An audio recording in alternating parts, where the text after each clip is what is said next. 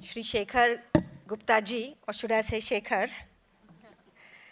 our respected Dr. Mujumdar, Chancellor of Sri Balaji Institutes, Anandji, Editor-in-Chief of Corporate Citizen, our dear friend Vinita, Dean Faculty of Sri Balaji Institutes, the dignitaries on the dais and in the audience, and I see many familiar faces. Hello to all of you.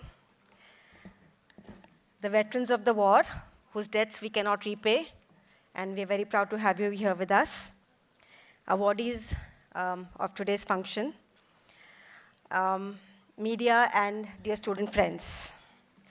A very good afternoon to all of you. I'm very happy to be here. Let me begin by first thanking my mother, Dr. Jayashree Firodia, who's come here to be with me, always showing her love and support. So thanks, Mom.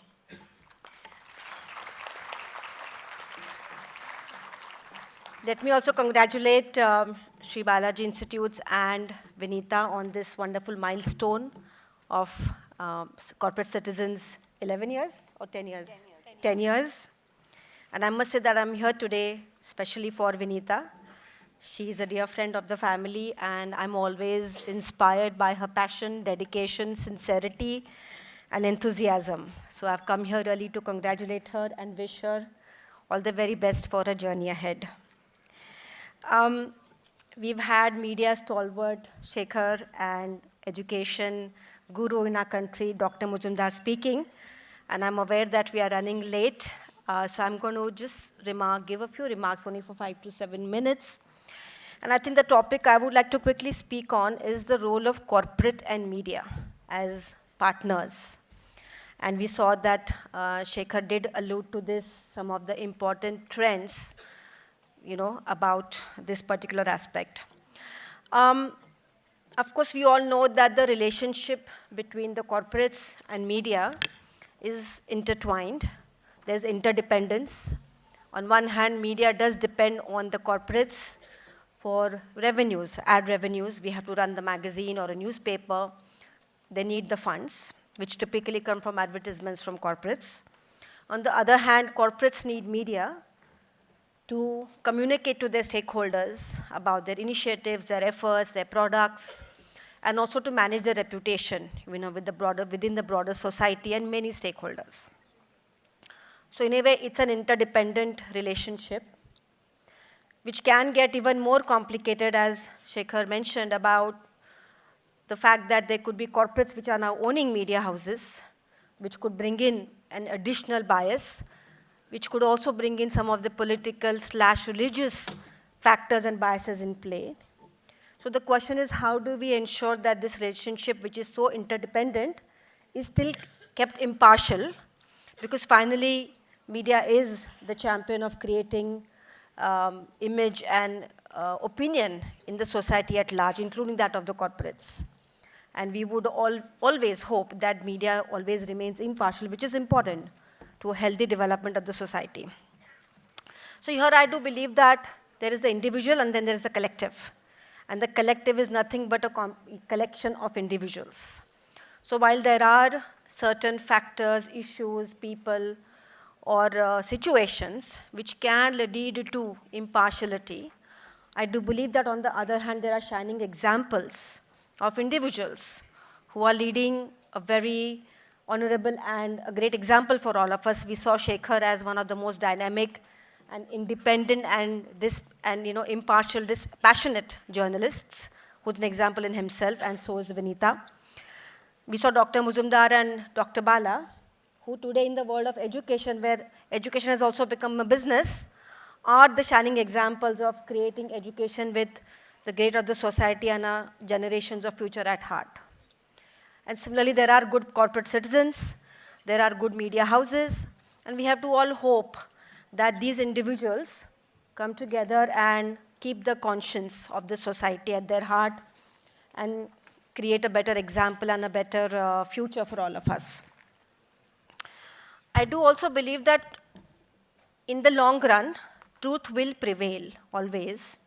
And while there could be periods where such biases and factors impact what people are reading or what's put out, I do believe that you can fool some people sometimes, but you can't fool all the people all the time. So while we may go through periods of uncertainty, again, through shining examples of individuals that are our role models, and by vigilance of our people who are reading and who are consuming this media and the messages, together, as a collective conscience, I think that the truth should prevail and will prevail in the long run. And that's what we have to hope. Now, coming to the role of corporates in all this, right? I also believe that corporates also have a great role in maintaining relationships with media which are one of honesty and respect. Some corporates do see media as adversaries, some of them see media as pawns, and that is very unhealthy. If more corporates look at media with respect, with honesty, with integrity, in the long run, I think it's a win-win for them as well. And again, it comes back to you can fool people sometime, but not all people all the times. I think the same is true for the corporates. If they have an opportunistic attitude and they look at making short-term gains, I think in the long run, what will prevail is credibility, honesty, integrity. So I think it's very important for corporates as well to keep this at their heart, that it is credibility and it is integrity which will build a long-term reputation. I also feel that when we are dealing with media as corporates, we have to deal with them as people, because finally it's all about people and relationships.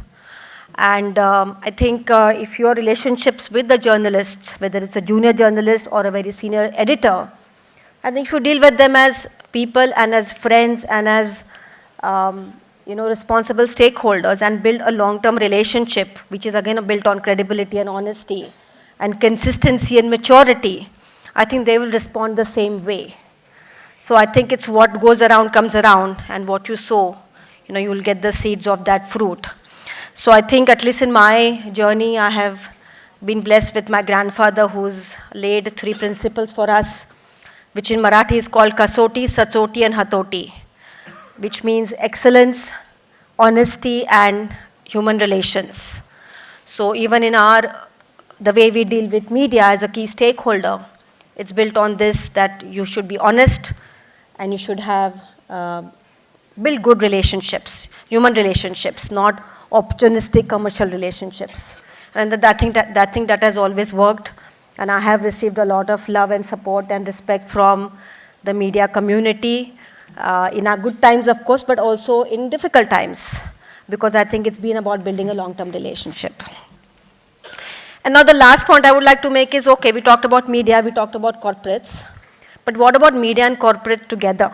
Now, what role do they play in the society, especially today? And I do believe that together, as corporates and media, we have a great, great role to play right now. India is really on a cusp of the next leap. I do believe very honestly, sincerely in the vision of Vikasit Bharat, that we are poised to be a superpower in the world in the coming decade, be the world's 3rd largest economy. And I think as corporates and media together, we have to communicate, educate, and inspire our society for this. There are many new things that are happening in the world of technology. We heard some discussions about AI, how that's changing the world. Similarly, the field which I am in, which is electric vehicles, it's a completely new technology which is coming in automotive world, and one that can revolutionize transport, one that can reduce pollution, one that can make transport easier to use and save a lot of money for our citizens. But there's a need to educate people. And I think media has a role to play in this, because people don't believe advertising, but they believe news. So if media would look at such technologies which are socially good, like electric vehicles, other green technologies, if media does participate in understanding the importance of technologies like AI and bring them to people in the form of education, I think it will elevate our society's ability to embrace these technologies, which are very important in the coming times, if we want to stay ahead of other countries, and by our people embracing new technology. And then the second thing is positivity, right? I mean, If we really want to grow at humongous GDP growth rates, be the world's largest, third largest economy, corporates have to invest, people have to believe that the future is good, they have to consume, they have to feel good every day. And I think here again, media has a great role to play. If we inspire people by positivity and by hope, as opposed to depressing news, which could be possibly more sensational about murders and rapes and teenagers killing teenagers. I mean, that's to wake up to that is like the most depressing thing. But if we focus on the positivity and hope, together as a society, I think we will be motivated, we will be inspired, our youth will work towards this great and green future that we are on the cusp of. So I think I would just like to say that once you choose hope, anything is possible. So I think together as media and corporates, we have to build this hope to embrace this good and green future that I genuinely believe lies ahead of us. So on that note, I would like to once again thank Sri Balaji and Corporate Citizen and all of you for including me in your celebrations. Thank you.